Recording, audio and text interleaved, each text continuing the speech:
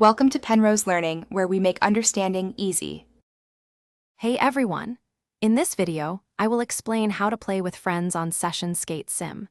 While the game doesn't feature traditional built-in online multiplayer, you can still connect with your buddies using Steam Remote Play Together. This clever Steam feature lets you share your game session, making it feel like you are all playing on the same computer. It's a fantastic way to enjoy the game's unique skateboarding experience with up to 3 other friends. Setting up Steam Remote Play is quite straightforward. As the host, you'll first need to enable Remote Play within your Steam settings.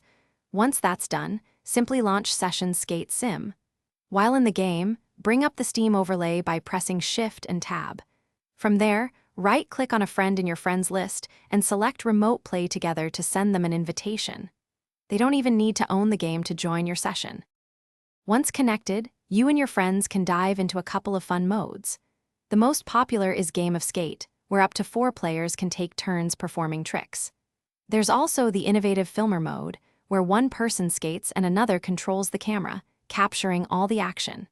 This is perfect for creating those authentic skate videos, complete with different camera angles and filters, just like real-life skate videographers. It's important to remember that these multiplayer features are still experimental, so you might encounter a few minor bugs.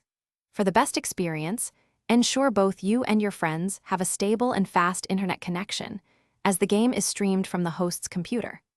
While not a traditional online lobby, Steam Remote Play Together offers the only current way to share your Session Skate Sim experience directly with friends, making every skate session more social.